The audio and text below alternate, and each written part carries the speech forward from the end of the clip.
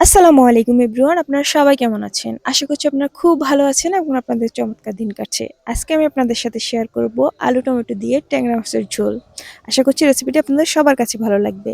Recipe তৈরি করতে আমার যা যা লাগছে সবকিছু আমি এখানে নিয়ে নিয়েছি। আমার লাগবে ট্যাংরা মাছ, টমেটো, আলু, পেঁয়াজ, কাঁচামরিচ এবং ধনিয়া পাতা। খুব অল্প মশলায় কিভাবে একটি চমৎকার রেসিপি করা যায় সেটাই আজকে আমি আপনাদের সাথে শেয়ার করব। প্রথমে আমি মাছগুলোকে লবণ হলুদ দিয়ে খুব ভালোভাবে মেখে নিয়েছি। দিয়ে দিচ্ছি কড়াইতে পরিমাণ মতো তেল। তেল যখন আমার খুব ভালোভাবে গরম হয়ে যাবে তখন আমি এখানে দিয়ে দেবো আগে থেকে লবণ হলুদ দিয়ে মেখে রাখা ট্যাংরা মাছগুলো। ট্যাংরা মাছগুলো এক পিঠ ভালো হয়ে আসলে আমি খুব ভালোভাবে নেড়ে চেড়ে এবং মচমচে করে ভেজে নেব। আপনারা চাইলে হালকা ভাজতে পারেন, যে যেরকম খান সেভাবে ভেজে নেবেন। আমার ট্যাংরা মাছগুলো ভাজা হয়ে গেছে। এখন আমি আগে থেকে কেটে রাখা আলুগুলো তেলের মধ্যে দিয়ে দিচ্ছি।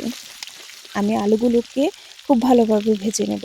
দিয়ে দিচ্ছি এখানে সামান্য একটু লবণ আর সামান্য একটু হলুদ দিয়ে, সামান্য একটু হলুদ গুঁড়ো দিয়ে আলুগুলোকে খুব ভালোভাবে ভেজে নেব। আপনারা চাইলে এখানে হালকা ভাজতে পারেন, আবার কেউ চাইলে নাও ভেজে রান্না করতে পারেন। আলুগুলো যখন আমার একটু ভালোভাবে ভাজা হয়ে যাবে তখন আমি আলুগুলোকে এখানে নামিয়ে রাখবো। আমার এখানে আর তেল দেওয়ার প্রয়োজন নেই, কারণ আমি প্রথমেই একটু বেশি করে তেল দিয়ে নিয়েছি।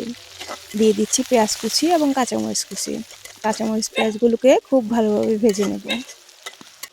আমি এখন এখানে শুকনো মশলা দিব, যেন আমার মশলাটা পুড়ে না যায়, সেজন্য আমি এখানে সামান্য একটু পানি দিয়ে নিয়েছি। দিয়ে দিচ্ছি পরিমাণ মতো লবণ। এখানে আধা চা চামচ পরিমাণ লবণ দিচ্ছি, আর দিচ্ছি আধা চা চামচ পরিমাণ হলুদের গুঁড়ো। মরিচের গুঁড়ো দিচ্ছি 1 চা চামচ পরিমাণ। স্বাদটা আপনাদের যার যার প্রয়োজন অনুযায়ী দেবেন।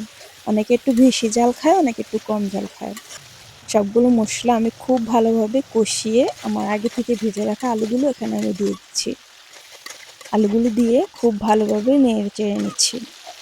আলুগুলো যখন আমার খুব ভালোভাবে কষানো হয়ে গেছে, এখন আমি দিয়ে দেবো এখানে টমেটো। টমেটো কুচিটা দিয়ে আমি খুব ভালোভাবে কষিয়ে নেব। এই তরকারিটা যত কষিয়ে রান্না করবেন খেতে তত বেশি টেস্ট হবে।